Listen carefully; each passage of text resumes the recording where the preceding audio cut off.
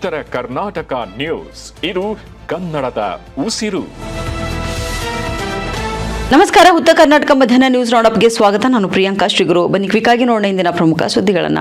ಮಹಾರಾಷ್ಟ್ರದಲ್ಲಿ ನಿರಂತರವಾಗಿ ಮಳೆಯಾಗ್ತಿರುವುದರಿಂದ ಕೃಷ್ಣಾ ನದಿ ತುಂಬಿ ಹರಿಯುತ್ತಿದೆ ಎಂದು ಶಾಸಕ ರಾಜು ಕಾಗೆ ಅವರು ಹೇಳಿದ್ದಾರೆ. ಅವರು ಐನಾಪುರ ಪಟ್ಟಣದಲ್ಲಿ ಏನಾಪುರ ಏತ ನೀರಾವರಿ, ಬಸವೇಶ್ವರ ಏತ ನೀರಾವರಿ ಕಾಲುವೆಗಳಿಗೆ ನೀರು ಹರಿಸಿ ಮಾತನಾಡಿದ್ದಾರೆ. ರೈತರಿಗೆ ಅನುಕೂಲ ಮಾಡಿಕೊಡುವಂತಹ ದೃಷ್ಟಿಯಿಂದ ಐನಾಪುರ ಮತ್ತು ಖಿಳೆಗಾಂವ್ ಬಸವೇಶ್ವರ ಏತ ನೀರಾವರಿ ಕಾಲುವೆಗಳಿಗೆ ನೀರನ್ನ ಹರಿಸಲಾಗುತ್ತಿದೆ. ಹೀಗಾಗಿ ರೈತರು ಇದರ ಲಾಭವನ್ನ ಪಡೆದುಕೊಳ್ಳಬೇಕು ಎಂದು ಹೇಳಿದ್ದಾರೆ. ಕಾರ್ಯಕ್ರಮದ ದಿವ್ಯ ಸಾನ್ನಿಧ್ಯವನ್ನ ಕವಲ್ಗುಡ್ಡ ಹನುಮಪುರ ಪರಮ ಪೂಜ್ಯ ಅಮರೇಶ್ವರ ಮಹಾರಾಜರವರು ವಹಿಸಿದ್ರು. ನೀರಾವರಿ ಇಲಾಖೆ ಅಧಿಕಾರಿಗಳಾದ ಪ್ರವೀಣ್ ಹುಣಸಿಕಟ್ಟಿ, ಪ್ರಶಾಂತ್ ಪೋತೆದಾರ್, ಗಾಯತ್ರಿ ಕನ್ಸ್ಟ್ರಕ್ಷನ್ ನ ಕೆ ನಾಗೇಶ್, ಸೈಟ್ ವಿಭಾಗದ ತಾಂತ್ರಿಕರು ಜಾಫರ್, ವಿನಾಯಕ್ ಬಾಗಡಿ, ಸಂಜಯ್ ತಳವಳ್ಕರ್, ಶಂಕರ್ ವಾಗ್ಮೋಡೆ, ರವೀಂದ್ರ ಪೂಜಾರಿ, ವಿನಾಯಕ್ ಕಾಂಬ್ಳೆ ಸೇರಿದಂತೆ ಅನೇಕ ಮುಖಂಡರು ಉಪಸ್ಥಿತರಿದ್ದರು.